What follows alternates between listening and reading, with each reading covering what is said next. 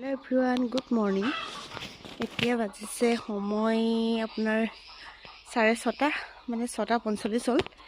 7টা বাজিবৰে হ'ল। আৰু হিম দেখিছেনে বাৰু?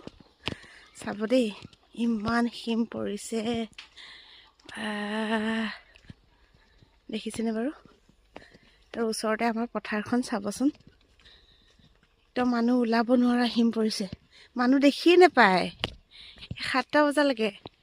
মই ভাবিছিলোঁ, দেখিছেনে ইমান হিম পৰিছে, এইবিলাক মানুহ ধৰিবই নোৱাৰি। 7টা বজালৈকে ইমান হিম পৰিছে। বা ঠাণ্ডা কিমান হ'ব লাগিব ভাবকচোন আপোনালোকে। একদম পথাৰখন ওচৰতে, আৰু আমাৰ এইকণ বেছি হিম মানে। এয়া দেখিছেনে? পিছে আপোনালোকে উঠিলেনে নাই? ৰাতিপুৱা ঠাণ্ডা বুলি শুই আছেনে?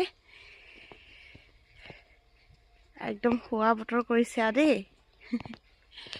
এইফালে চাওক, এখন হিম পৰিছে। ৰ'দটো ওলোৱাই নাই, ৰ'দটো দূৰৰে কথা, হিমে আঁতৰা নাই। একদম 4টা বজাৰ নিচিনা হৈ আছে। মই অৱশ্যে 5টা বজাতে উঠিলোঁ। উঠি কৰি চোতাল সাৰিলোঁ। তাৰপাছত ভাবিছোঁ হিম আঁতৰিব, নাই, এই পৰলৈকে হিম নাই। ল'ৰা গ'ল আইতাকৰ লগত ফুৰিবৰ কাৰণে।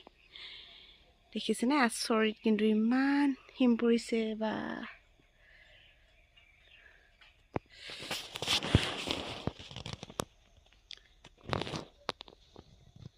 এনেকৈ হ'লে চাগে বিছনা এৰিবই মন নাযায়, নহয়নে বাৰু? আমি পিছে সদায় উঠা অভ্যাস যে, সেইটো কাৰণে উঠিবই লাগে, উঠিবলৈ মন গৈ থাকে। কিন্তু শোৱাসকলৰ বাবে একদম শোৱা বতৰ আৰু। এনেকুৱা হিম পৰিছে বাহিৰত। সন্তানৰ কাৰণে ইমান বেয়া হৈছে দেই। ৰাতিপুৱা ল'ৰা উঠিব বিচাৰে, উঠিলেও এইখন হিমত একদম কাহি গা বেয়া হৈ যায়। তাৰ কাৰণে একদম বিছনাখনতে টানি মুনি পৰি থাকিব লগা হয় আৰু।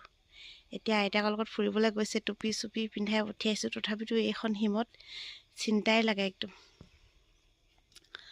সকলোকে পুৱাৰ সম্ভাষণ জনাই বাই বাই।